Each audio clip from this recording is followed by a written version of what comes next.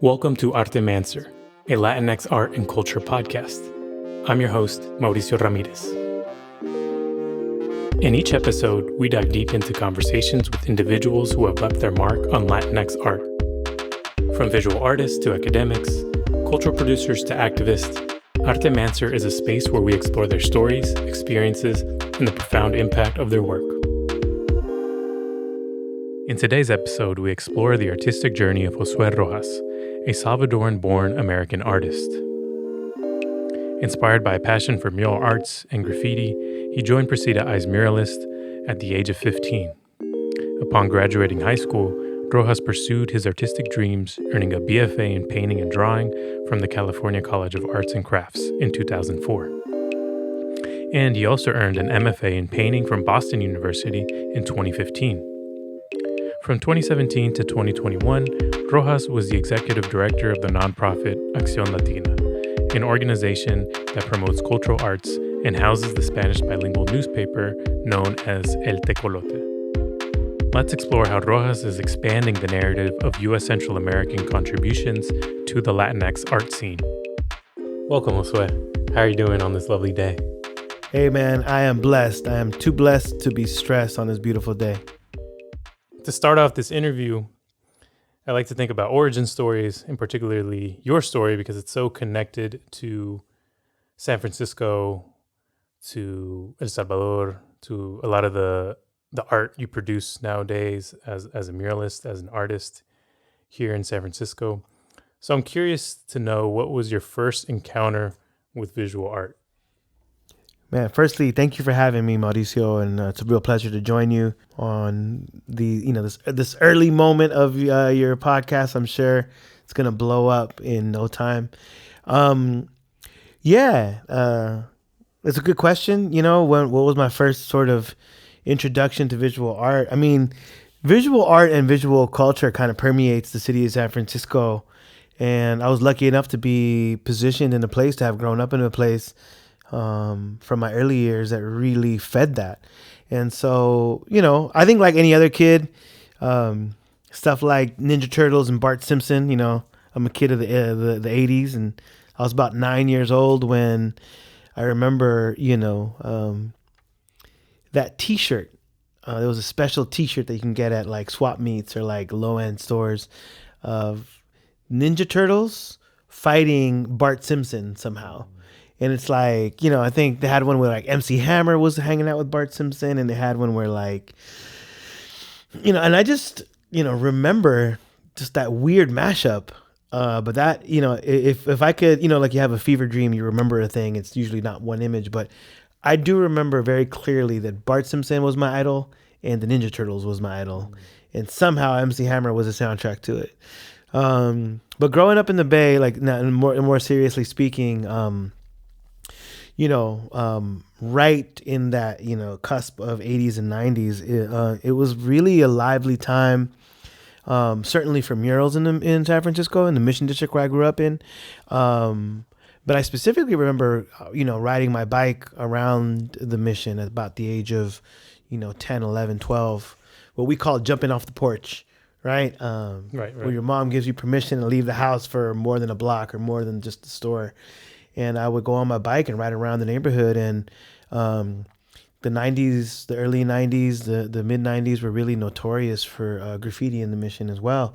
And so I really am a reflection of that environment, you know, where traditional mural making met with, you know, urban and street art and graffiti, you know, where Mujeres Muralistas and Precita Eyes meet spaces where, you know, Reminisce and Twist and, you know, Barry McGee and some of these guys that was all happening at the same time. And so I feel pretty lucky to have been kind of the visual lay of the land, and also the soundtrack. The soundtrack was hip hop, you know, in its kind of golden era of my growing up. So what were some of the first things you were drawing? Like, and do you remember like what age that would be? Yeah, I remember distinctly getting in trouble when I was supposed to be doing math. I remember those numbers looked to me like little characters, so I turned my math homework into a whole story filled with like the page filled to the brim of art, and teacher, very swiftly let my mom know that wasn't going to fly in her class. But yeah, I just remember, just also growing up in in the mission. We weren't rich. We were going to church every night. My mom made sure we went to church every single night or close to it.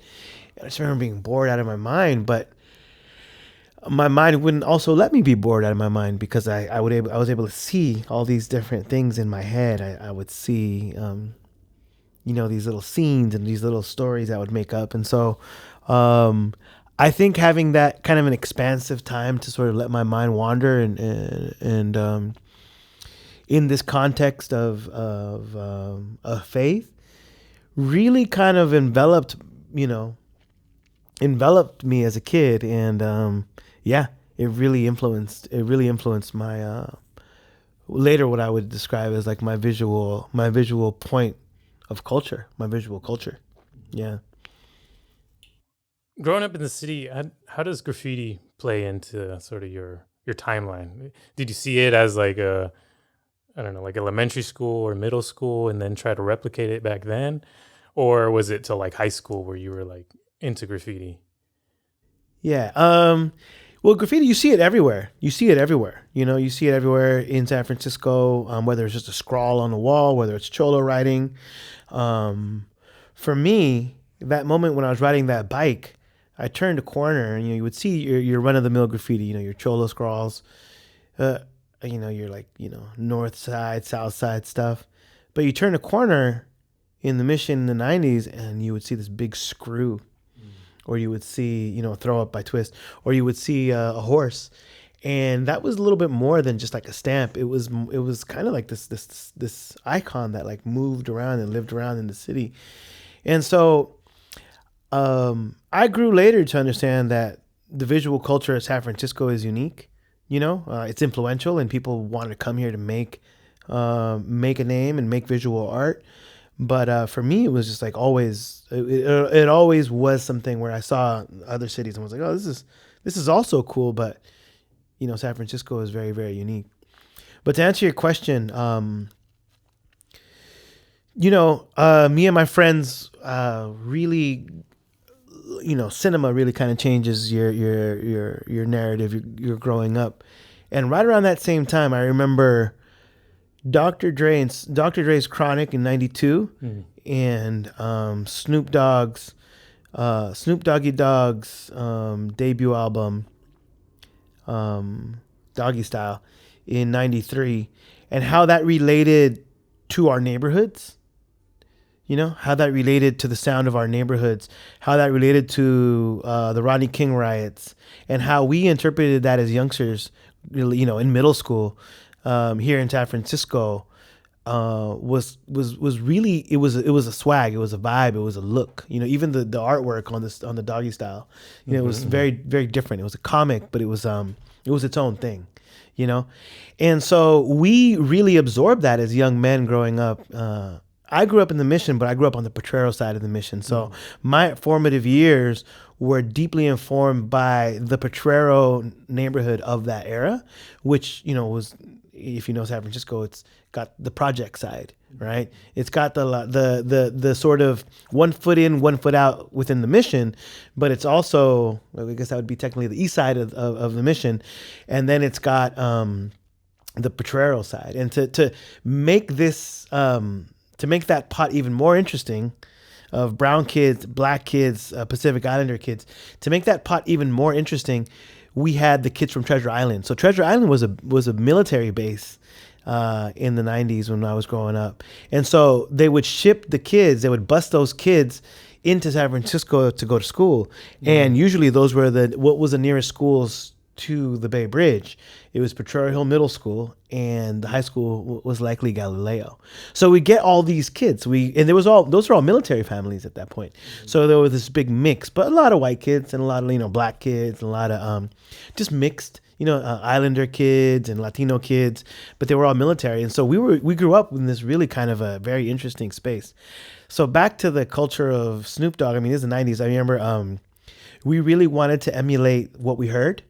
And we really wanted to emulate what we saw. And what we were seeing in cinema was things like American Me, and more importantly, almost more of the one that had the biggest imprint was this movie called Blood In, Blood Out, which somehow has two names. They call it Blood In, Blood Out, but we called it Bound by Honor. It was the first time when it came out. You could probably check them out under both names. But it was written by, the famous poet Baca, what was his name? I just know his name is Baca. And it was amazing. It was just an amazing story that we kind of emulated. Even the art, the look, and the feel of that is kind of what was my intro to it. So that kind of cholo vibe, and we weren't really gangsters, but we were definitely a clique. There was a group of young men that we all kind of gravitated toward the neighborhood, and the biggest thing that I could really remember was drawing those cholo cartoons and drawing those cholo kind of clowns and that kind of jailhouse art. One of the things that I learned later, in my art formation, is the power of being able to achieve gray. So the power of something like a pencil and how many different shades of gray can you achieve, and the way that relates, the translation to that in urban culture, in Latino culture, right, in this very male culture that I grew up in, was ballpoint pens, right? And so those things like making art on a kerchief, with a ballpoint pen, things like making a letter that's being sent from prison back home, having that be as beautiful as possible. And so, it was just these hours, people spending hours with a quill, what they would call a ballpoint pen. And so I learned to sort of master that. I try to emulate these styles, drawing this kind of tattoo looking art.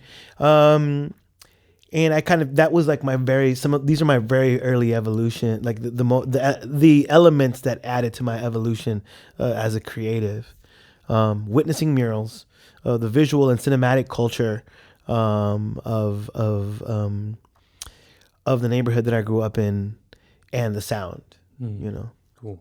So all three, right? All three sort of elements formed.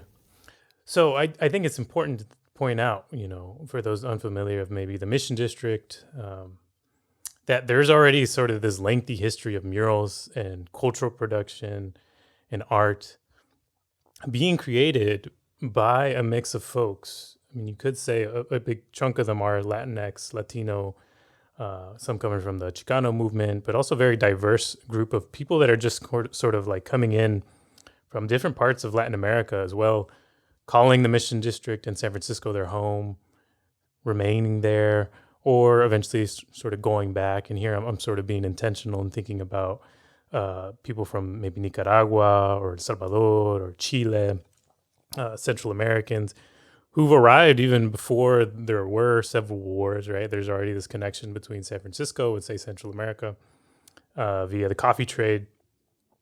And so, but you have this cultural activism part as well, right? So you have already a demographic, a population of Latinos or people from Latin America in San Francisco, in the Mission District, say like around 1960s and onwards. And then you have these cultural movements like Chicano movement, the civil rights movement, that hits so hard here in San Francisco in the Bay Area. When I think about the Third World Strikes movements and other movements at San Francisco State, right, led by really college students. But in the end, it creates all these sort of important places that I can think about that are Latino cultural institutions, right? So like Acción Latina, Precita is Muralists, Mission Cultural Center, the list is pretty lengthy.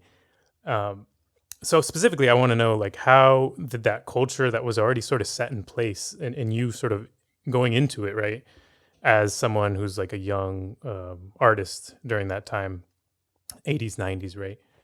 How did that impact you? And if you could talk a little bit about the influence of Precita is Muralists, right, as one of these institutions that also contributes, I know, to your formation as an artist.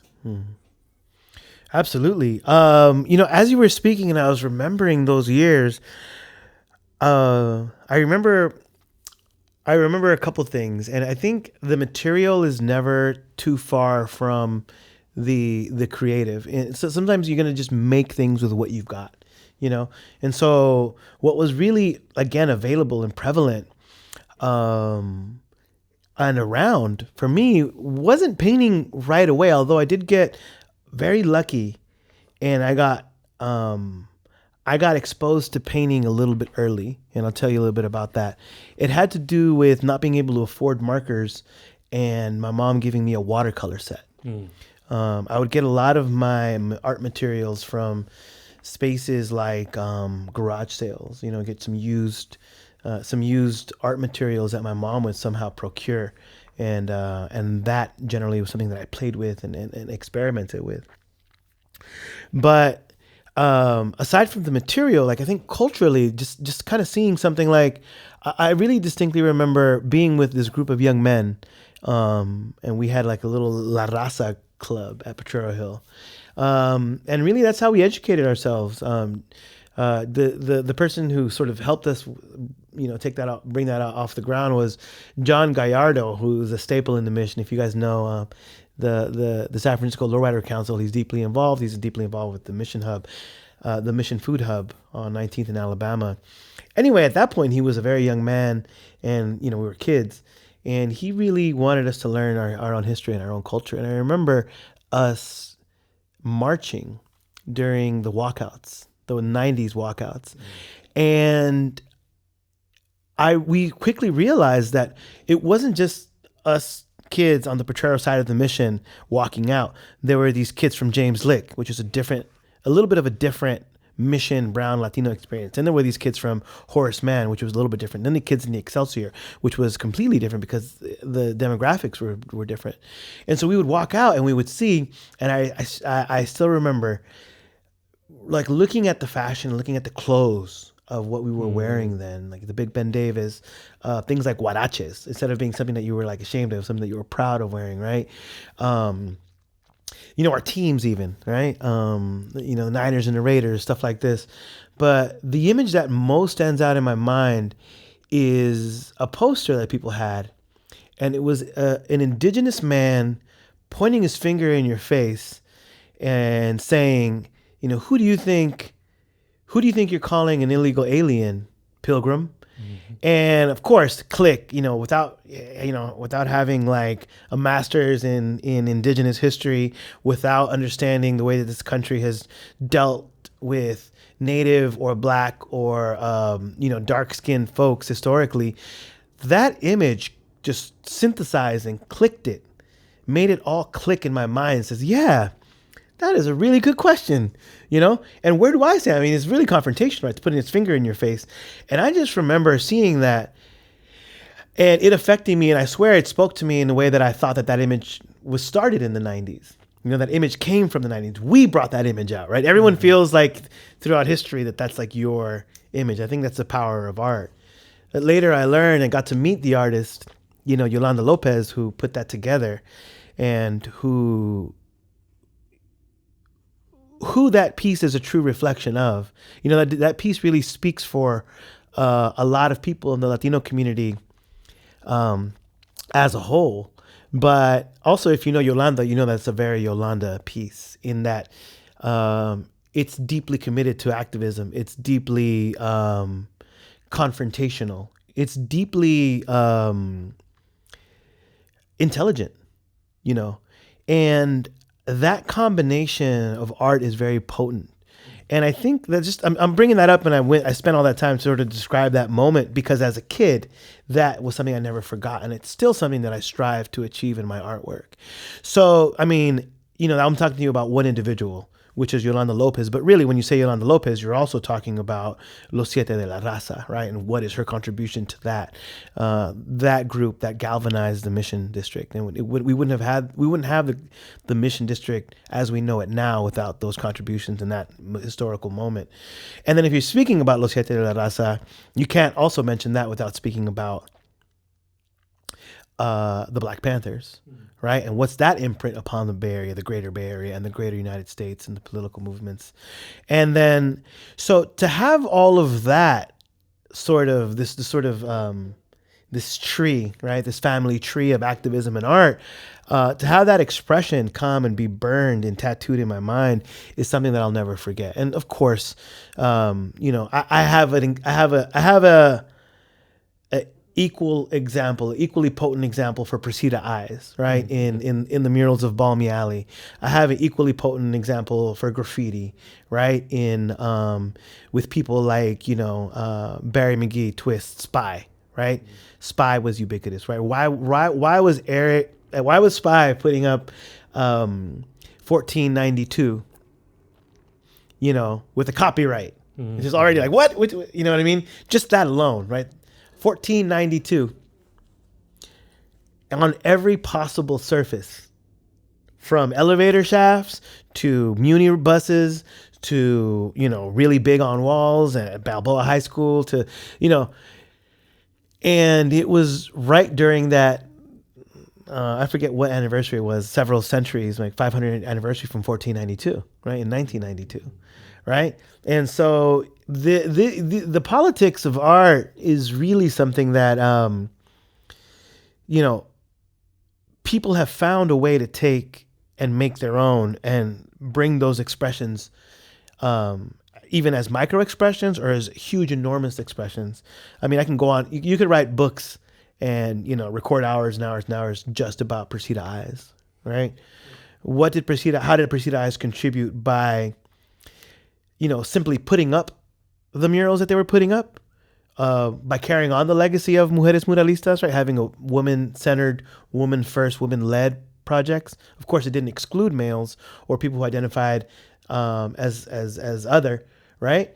But it was certainly woman-led, right? And Susan Cervantes and Juana Alicia, the list goes on and on.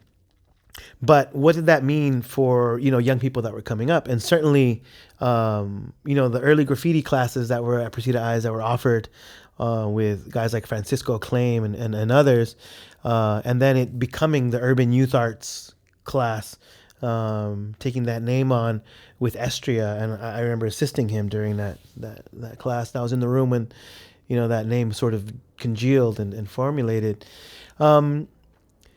Those kind of projects, that kind of education, I would learn later in art school that you don't just get that. You don't just get that in art school. They don't just teach you how your own culture, particularly as an immigrant or an immigrant growing up in the mission, how that connects to, works of art.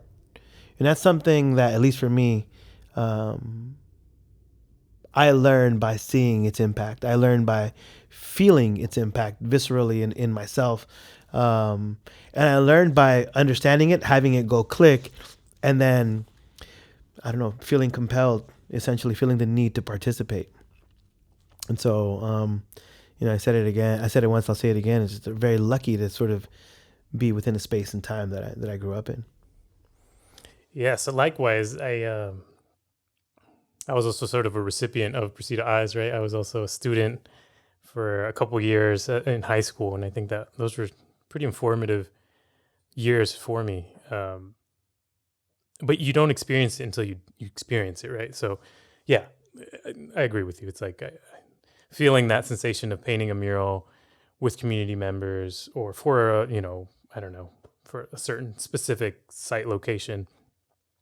And amongst other artists that are maybe around your age or more experienced, right? That's also where I think a lot of mentoring happens. You were talking about Estria and, how important that sort of organization is, right? Precita Eyes and how many murals has produced, right? Exactly what you said. Like there's a whole history there that's largely gone, probably not written or documented maybe as it should be, but, there's a wealth of history there. And I think those who have participated in Precita Eyes know the strength and the power behind creating murals in community, right? Very community-based sort of organization, community-based murals. So thank you for sharing that, because this sort of brings me up into the more present, I guess, of thinking about, okay, so your past and how, the Mission District and sort of just being, alive in the 90s or 80s, right? There's a lot of art and culture, and I think the Mission District was going through so much. I mean, when we think about sort of gentrification already starting to creep up in the 90s. And I know you don't produce this exhibition, so we're kind of jumping ahead, but this is more of my sort of personal connection to Josué, is talking about this exhibition he created in 2016 at Acción Latina's Juan R. Fuentes Gallery. And this was an interesting moment, I think, for San Francisco and even the Mission District, because again, we had gone through other waves of gentrification, but by 2015, you start seeing this other sort of insidious sort of gentrification happening in the Mission District that got me really interested, because I was now, older and adult, and seeing like how ironic that many of these apartment buildings were going up in flames, right, during this era. And how many people, this is when tech was really starting to go, full out. Well, maybe, arguably 2012, 2013, right? The iPhone comes in and sort of changes the whole landscape of what startup tech companies are, and just, tech companies in general. And San Francisco and the Silicon Valley being sort of the hub or the center, the epicenter for these tech companies.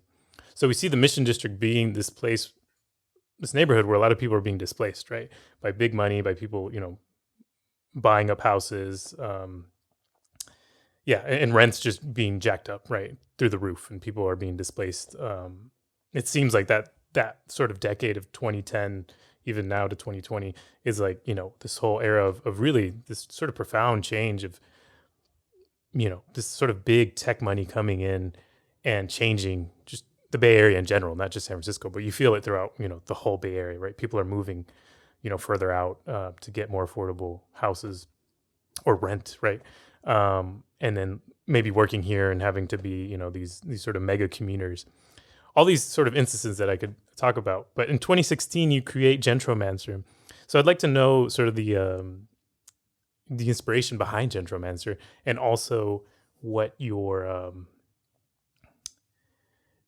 just overall inspiration behind it, because I think it's such a clever name. If you could explain the name, right, Gentromancer, and I'm not so sure if it's supposed to be in Spanish or English, but I thought it was a very clever way to sort of create this narrative, right, and this story behind this whole exhibition.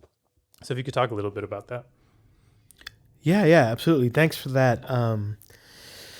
That really thought out and question. I mean, it's just so loaded. How do you relate? How do you talk about this? How can you, begin to talk about the idea of gentrification? And some people think like, oh, it's just cities change. It's just like a natural evolution. Why are you so opposed to this? And it's just like, well, I'm speaking to the unnatural parts of this. It wasn't natural at that moment, right? I had just spent 2 years, a whole lifetime between, firstly, since the question, the last question and this question, a lifetime had passed. I had gone to grad school. I had lived and worked as a journalist for many years. I ultimately, got my master's in art, and I really wanted to speak about what was happening with art, in a way that kind of hadn't, at least I was trying to do it in a way that hadn't been done before. And I really was taken aback. I always loved sci-fi, and I was listening to, truth be told, Gentromancer came from a line in Deltron 3030. And he was talking about, he's talking about like, this like sci-fi post-apocalyptic running through the city with like on a run with the handgun. He says something like that. He's like running from robots, and he's like, doing this post-apocalyptic sort of, I don't know, like a neo noir like chase scene or something. He paints this picture that's epic in my mind, and I'm just like, how do I talk about gentrification is my question. And he said Neuromancer, and I remembered the book by William Gibson. I was like, of course, Neuromancer, right? And I remember the idea of like a mancer is like speaks to, right? So a necromancer speaks to the dead, right? Which is like the sort of idea that people have talked about before. Or a neuromancer is from the William Gibson's sort of post, was it cyberpunk kind of, actually it's kind of the beginning of cyberpunk. It's like the cyberpunk novel and the idea of uploading, right? He's the first one to kind of talk these phrases that we now know. He was like imagining uploading your consciousness, your brain. And so I was reading the book and thinking about it, and I was like, all right, you know what? I want to be able to speak to gentrification, and I need to do it in this creative way, and I need to bring people along with me. And so I thought of the idea of gentromancer, the idea of like basing things off of a book, which is also something that really helps me as an artist. I went from being the kind of kid, that never really liked books to really one that really loved books and had books with me at all times. And so even now in my art, I try to base a lot of what I do on text. Anyway, the idea is that I'd like to speak to gentrification as if it were this entity, if it were a monster. And I brought along with me people to help. So I had several poets from the poet laureate to kids that were in juvenile hall through the Beat Within. My good friend David Inocencio, rest in peace. He did a workshop where he asked young kids in juvenile hall about their thoughts about gentrification, and then everything in between. So we got from the poet laureate to kids in juvenile hall to like established mission poets. And so we published those in El Tecolote next to some of my art.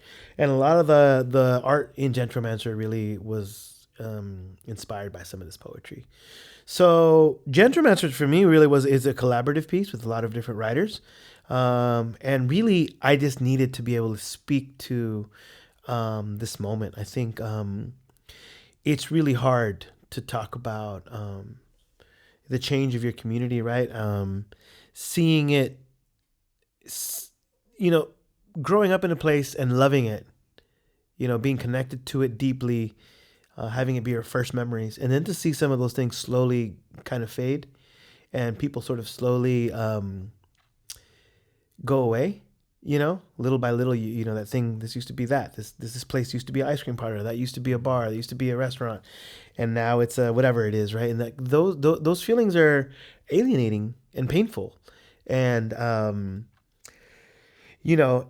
they started to build in me this need to talk about it, and I was really, really upset about it. I would walk around the neighborhood hyperventilating, and it was just very difficult.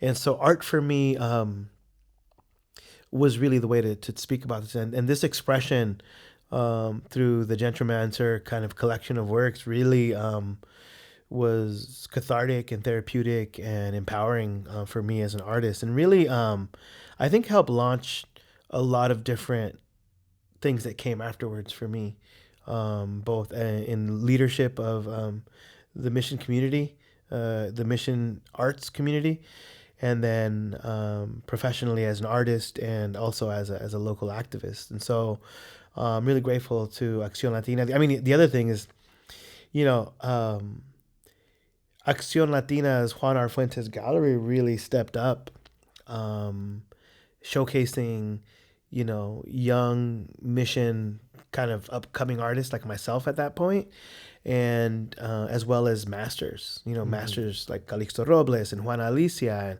again, the list goes on, right? And so it was really a really amazing opportunity for me to really be able to put that piece together. And so, yeah. Yeah, the way I see it, to me, it's kind of like an ode to San Francisco, to the Mission District, of what was, happening at that moment. And so for me, it was like such an eye-opening exhibition, right? That had a clear theme, but I really like the fact that you brought in people, community members, and you had this sort of poetry side. And for those who don't know, like, it was part of the broadside, right, in one of the Tecolote newspapers. Yeah, that's right. Yeah, so yeah. All of that to me was just like, this is more than just like a normal sort of art show. I think it was very sort of community centered. And to me, that's what made it so powerful and impactful, right? In thinking about, what an artist can do with, say, not necessarily a mural, right? Because I think that's something you've done, and we'll talk about that, and you're sort of comfortable with.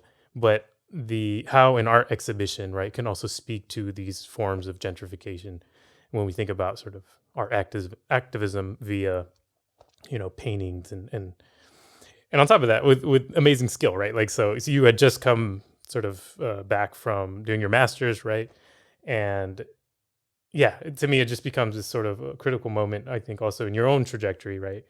Um, and the way I see it is just, producing art that is considered fine art when we think about paintings, right? But with a very specific theme to it, right? Of sort of this, again, like I said, our activist approach of calling to something that's really insidious and violent at the same time. And we've spoke about this before, right? When we think about people getting displaced, right? When their rent hikes up more than 100%. And then those who actually passed away, right? When we think about people who died in these fires that happened. And that gets really murky, right? When we think about, arson, and these could have been motivations of landlord arson.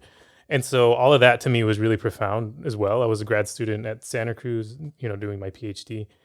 And it was just like, man, this is, Josué is also coming from this background that he's also from Central America, right? We haven't talked about this, but it's well known, right? You came at a young age, fleeing the Salvadoran Civil Wars, and so for me as well, it's like my parents were fleeing the wars. So thinking about that idea, and we've talked about this again before, of being displaced several times, and how Latinx or Latino communities, right, are being displaced, maybe from their home countries who arrive in the Mission District, but again being displaced because of this other sort of gentrifying, for the most part, fueled moment in the Bay Area. So yeah, to me, I think anyone, check this exhibition out. It's on Josué's website, josuerojas.com, right? Is it Josué? JosueRojasArt.com. JosueRojasArt.com. If you want to check out more images, I know El Tecolote, or Acción Latina has some of those photographs as well. Anyone that's from the Bay Area, I hope you check out this exhibition that was in 2016 by Josué Rojas at Acción Latina's Juan R. Fuentes Gallery. So speaking about that, moving on, because you were there. I know your trajectory afterwards. You're executive director of Acción Latina for a couple of years. And then this sort of pivotal moment happens where you stop your duties at Acción Latina, and then you become sort of this full-time artist, and you get a lot of commissions to create murals. And this is also granted during the pandemic, right? So I'm curious to know where that sort of, maybe if you want to speak about it, the internal switch of moving on, right, from executive director to full-time artist, but also the motivation to just create art during this era of the pandemic, but you're continuing to push murals at a really sort of high level in two ways, the way that I see it, right?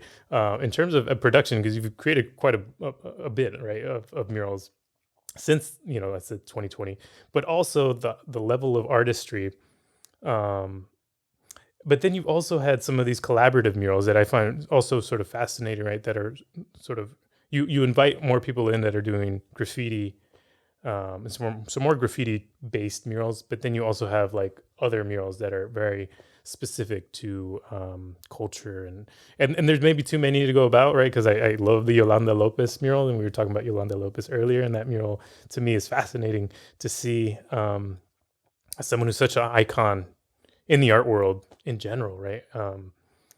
Obviously Chicano movement, but also just, I think now, Yolanda Lopez is, there's just a lot that I think people will, if they don't know, who Yolanda Lopez is, I think they will in the upcoming years. I'd hope more people sort of know about the work of Yolanda Lopez. So yeah, if you could just speak about, the sort of the murals that you've been creating. Yeah. I think in times of crisis, people go to what really is elemental. What really is the building blocks of their life. And for me, it really has been murals. It really has been painting. I always kind of say this, that there's this myth that artists need to be locked up in some dungeon somewhere, and their studio is this torture chamber, and you're by yourself, and you got to cut your ear off to make some good work. And I've grown up painting. It's always been outside with friends in the sun, with good music and some good food, and it's a vibe. And so I really, I guess, went to that, when 2020 hit, and we had those really wild, a wild consecutive bit of events where we had those really big fires in California. I remember waking up and it was an orange day. It was very odd to have an orange day. It was the grimmest, weirdest, It was apocalyptic. apocalyptic kind of end the moment, world. right? And I don't know why. I was like, I need to go paint. We need to go paint. And my wife's like, well, you can't be out there. And I was like, well, I'm already wearing a mask for my respiration. Like, why can't I go out there? So I did. We did. And I organized a bunch of artists and we did. And, just buildings that were, abandoned, spaces that are kind of forgotten. I started just to, organize and organize and organize, and I get people to go and paint with me. And I got everybody from kids that are up and coming to, again, and just friends that like to paint, to legendary graffiti artists like Vogue and Ghana, who was a former student of mine, to to just completely just go and paint the town. And it's been really, really special. Something very special happens when people get together and do creative work. I think one of the best gifts I've ever been given in my life is for someone to be able to tell me, hey, listen, you can be an artist. Like, that was a very magic moment. And so to be able to be there and witness that moment and to sort of instigate it with other people, with other young artists, with other non-artists, it's really important to me. It's where I sort of get my my gratification. It's really important to me to sort of pass this on.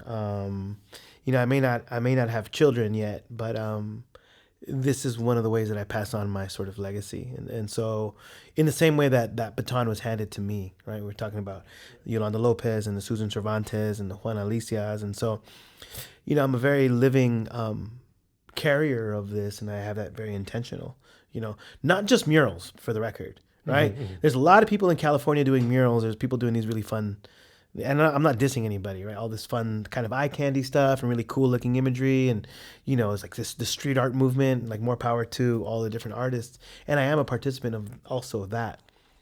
But I am also a carrier of particularly the mission flavor and the mission vibe, the mission sort of look and feel, the mission tradition of art making. And so that is where I really want to sort of continue to sort of contribute while I'm able to. And so, I felt kind of an urgency, as I left Acción Latina.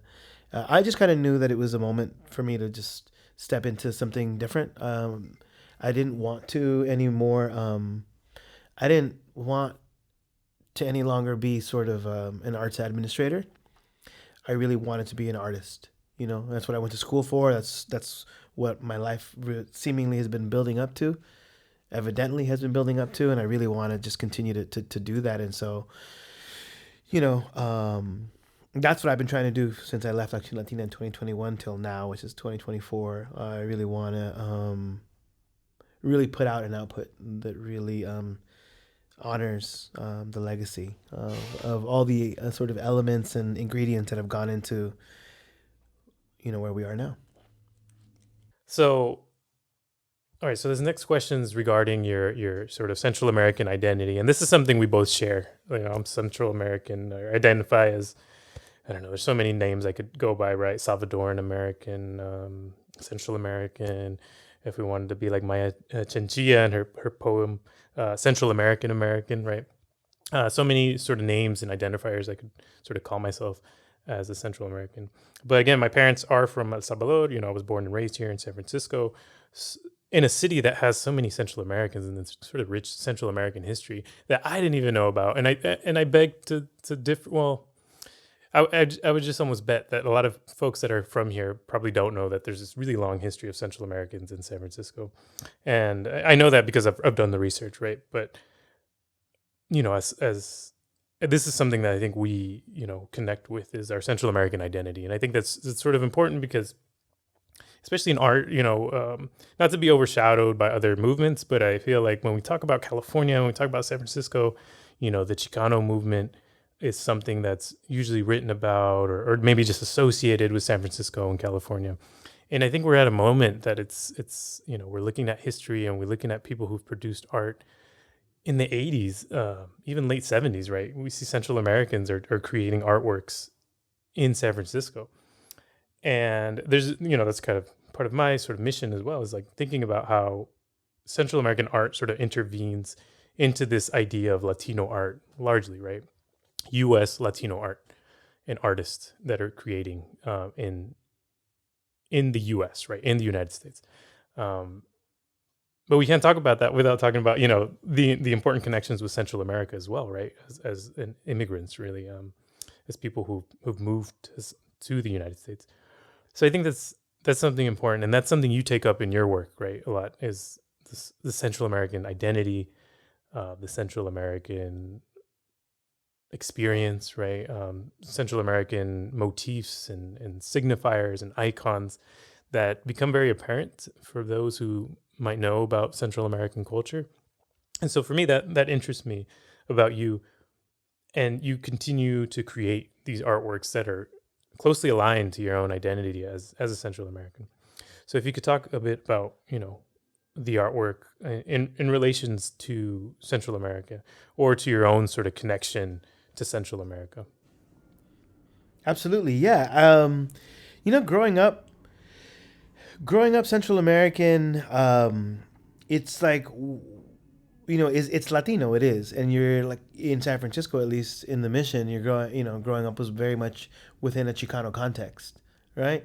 So, it's I know a lot of Central Americans that identify as Chicanos, and a lot of Chicanos that have a lot of best friends and chosen family that are Central American, and so I think that's one of the things that really makes, again, the Mission unique. And if I go back to even those moments that we started in the interview, where it's like I was a youngster growing up, we were not a monolith. We were a group of young people. We were a single group, but within that, there was just such a shade of the Latino and Central American, the Chicano experience. And so I think it's important, in the words of Guillermo Gomez Peña, that we make our own icons and we continue to build and make our own imagery, our own sort of our language, right? Yes to everything from the Frida and the Diego imagery. Why not? Of course.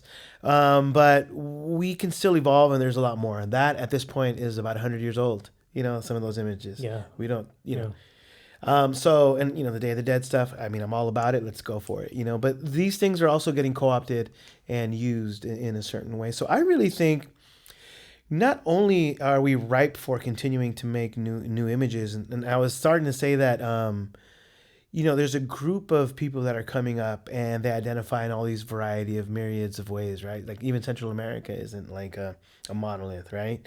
Growing up Central American, it's like, okay, like I met some people in Boston that are Central American that had a very interesting take.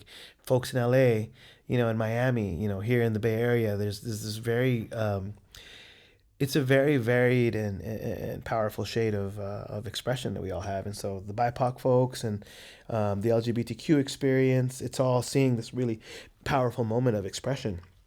And I think it's just really great to sort of see all of the different sort of flavors that people are able to put out. As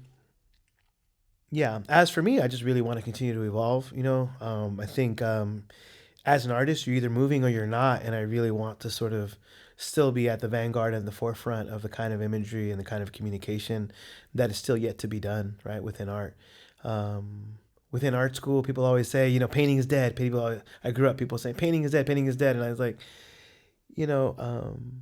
I still feel like there's a lot for me to say, and I feel that the medium is not dead, and I feel that as it evolves, and even as our cultures evolve, there's moments here to document, there's moments here to talk about, and there's a lot of talk of futurism. Why not? Why can't we talk about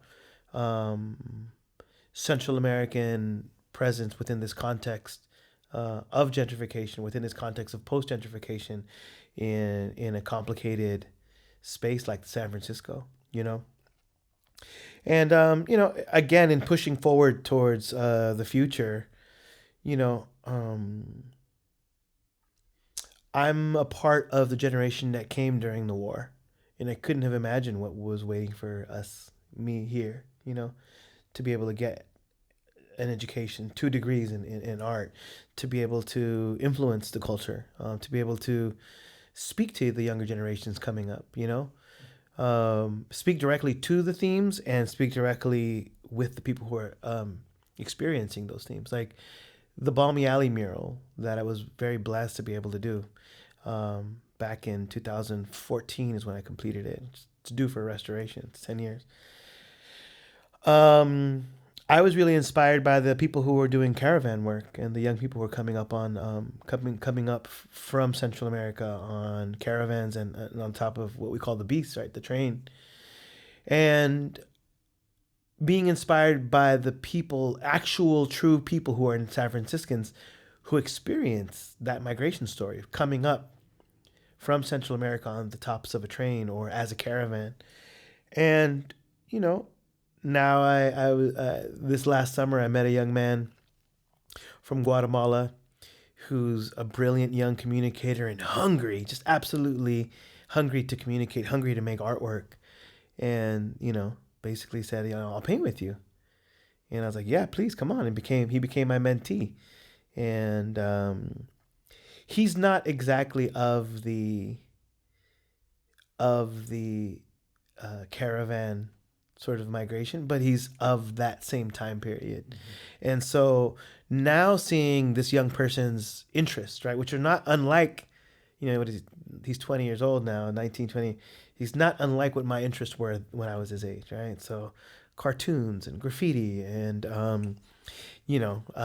participating in this very fertile and alive sort of environment that we have here in the Bay Area, this creative sort of look and feel, and just kind of being able to steer that energy to help him harness that power, make him better at communicating, make him better at, using the skills of an artist, and to make him better.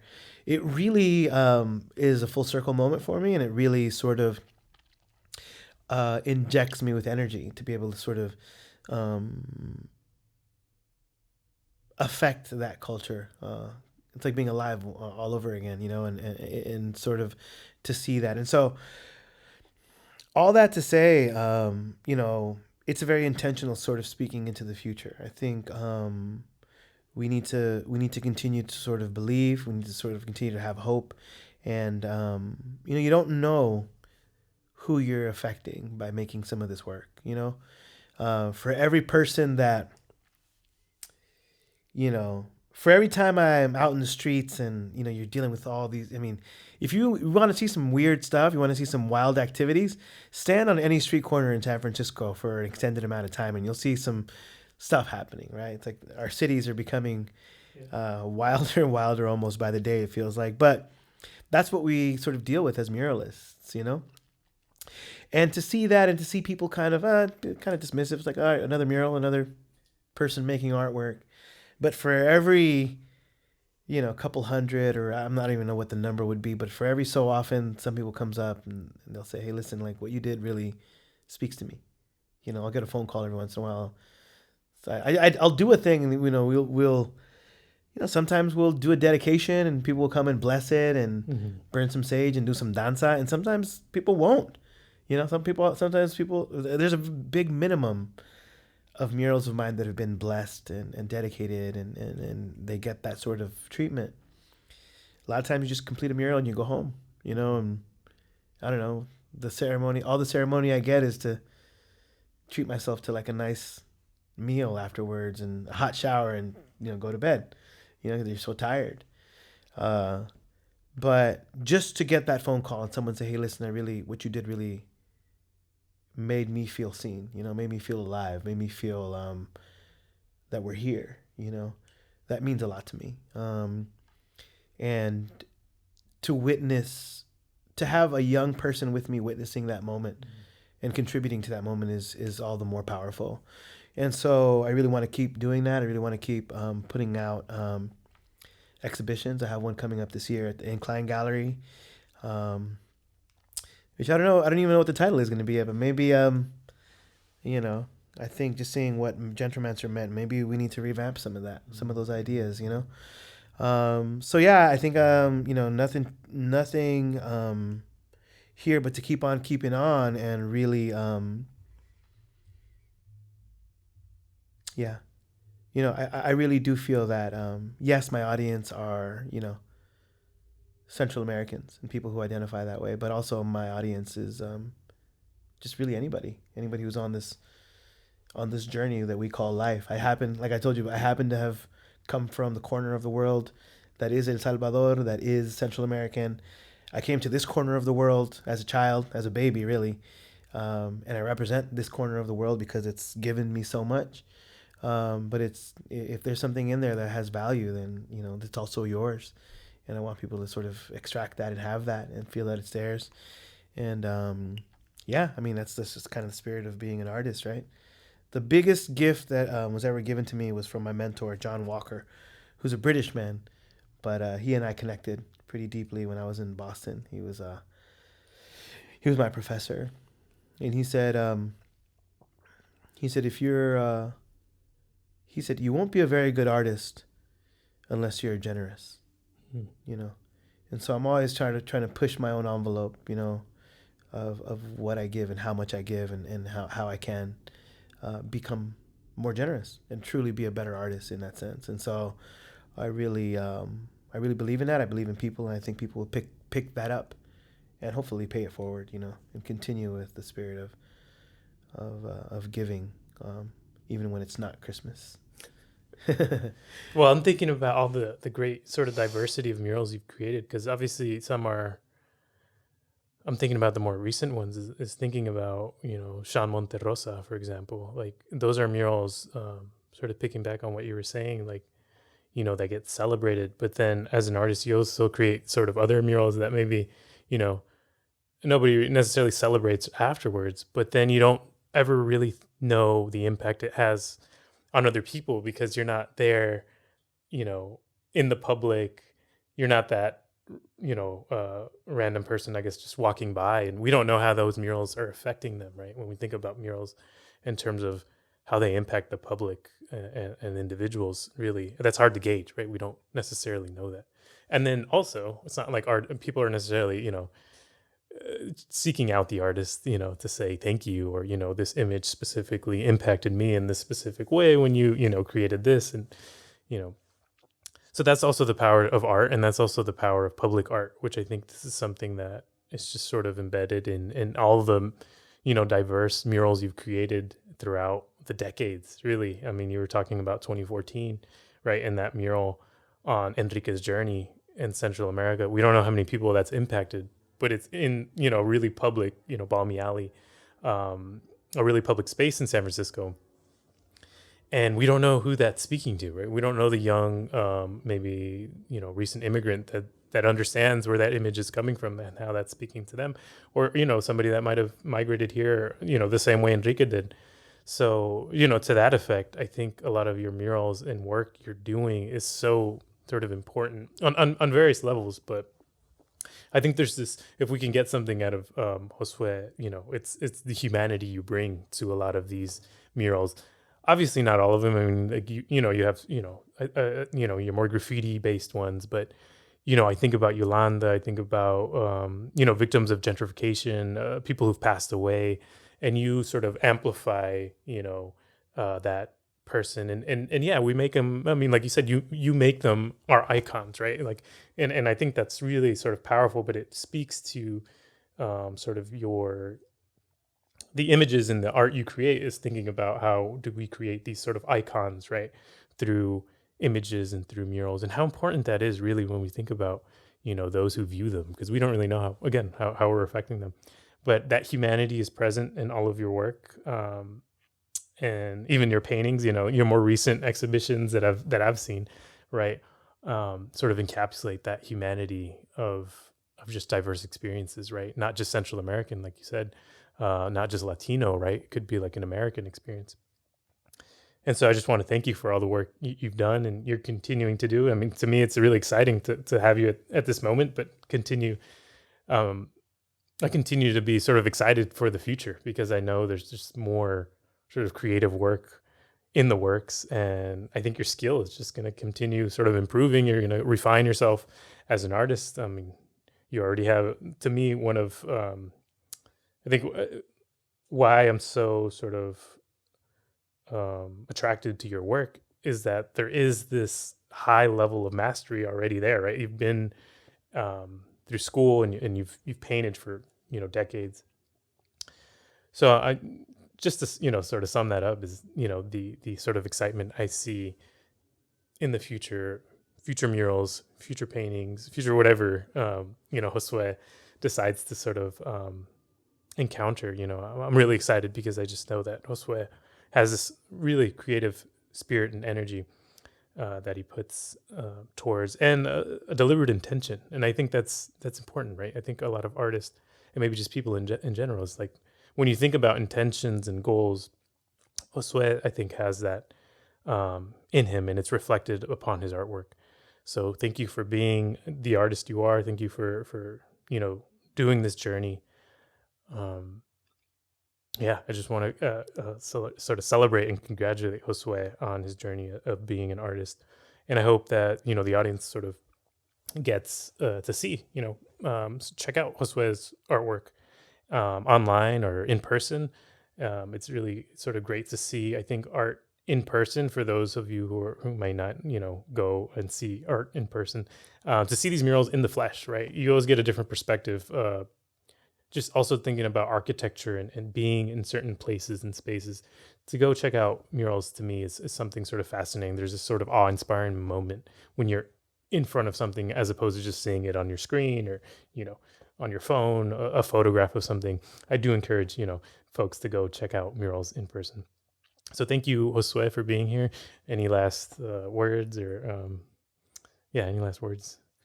No, just a deep gratitude. I'm just very grateful for this moment. Thank you, Mauricio, for kind of your insights and your ability to sort of synthesize a lot of information, a lot of history in a way that people can really grasp. And so, likewise, man, just really grateful and happy to be here and happy to be a part of this. So, gracias. Thank you. All right, that wraps up our episode here with Josué Rojas. Check him out at josuerojasart.com. So josuerojasart.com. It's probably the best way you can find Josué Rojas' art, but also on social media if you want. Yeah, my Instagram is really simple. It's just my name. It's just josue.rojas.art. And I'll be there. Check him out. All right, thank you. Bendiciones.